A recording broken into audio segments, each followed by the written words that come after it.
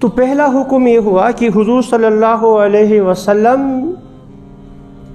کی موجودگی میں کسی کو کسی بات میں پہل کرنے کی اجازت نہیں. ہو بہو یہی پوزیشن آج بھی ہے مجلس میں. اگر کوئی اللہ والا بیٹھا ہوا ہے، کوئی عالم دین موجود ہے، تو اس کی اجازت کے بغیر کسی کو گفتگو کی اجازت نہیں. اصل میں رسول اکرم صلی اللہ علیہ وسلم کا اس سنت میں دو بنیادی موضوع ہیں. ایک حضور کا ادب، حضور کا مقام. شاہ ولی اللہ رحمۃ اللہ تعالیٰ علیہ ہندوستان، پاکستان، بر صغیر میں جتنے علماء کرام ہیں، چاہے وہ دیوبندی مکتب فکر سے تعلق ہو، چاہے وہ بریلوی مکتب فکر سے تعلق ہو، چاہے وہ اہل حدیث مکتب فکر سے کسی سے بھی ہوں، جب حدیث پڑھتے ہیں تو ان کی سند جا کر شاہ ولی اللہ تک پہنچتی ہے.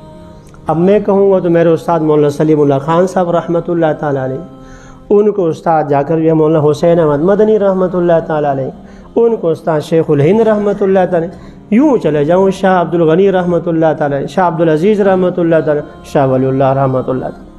یہی جتنے محدثین پاکستان، ہندوستان میں، اسی طریقے سے ایران، افغانستان میں، بنگلہ دیش میں جتنے ہیں، چاہے وہ دیوبندی ہوں، بریلوی ہوں، اہل حدیث، یہ بات کی پیداوار ہے. جو بھی حدیث بیان کرتے ہیں ان کی سند میں جا کر شاہ ولی اللہ رحمۃ اللہ تعالیٰ وہ فرماتے ہیں شعائر اللہ زیادہ ہیں.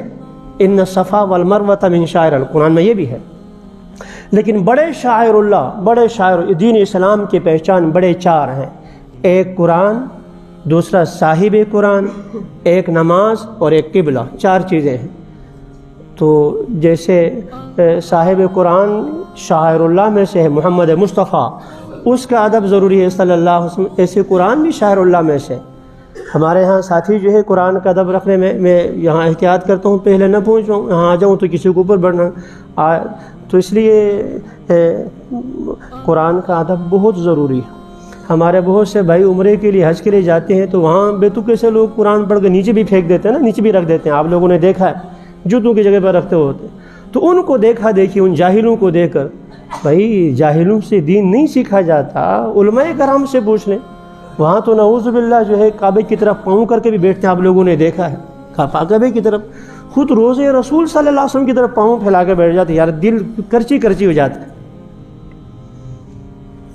حدیث میں ہے من تفل تجاہ القبلۃ جاء وتفلہ بین عینیہ، جو قبلے کی طرف تھوک دے، کل قیامت کے دن وہ تھوک اس کا داغ بنا ہوگا، یہاں اس حالت میں حاضر ہوگا. تھوک وہاں سامنے کعبہ ہے، پاؤں پھیلا کے بیٹھ جاتے، قرآن نیچے رکھ دیتے. اور ہمارے ان بھائی جو ہے یہاں سے جانے والے، ان کو دیکھ کر یہاں یہ بھی حالت کرتے. اس لیے قرآن کا ادب بہت ضروری ہے، بہت ضروری ہے. تو خیر، تو پہلا یہ ہے کہ رسول اکرم صلی اللہ علیہ وسلم جب تک گفتگو کا آغاز نہ فرمائیں، آپ آگے آغاز نہیں کریں. اور آج جو ہے ان کے ورثاء کے لیے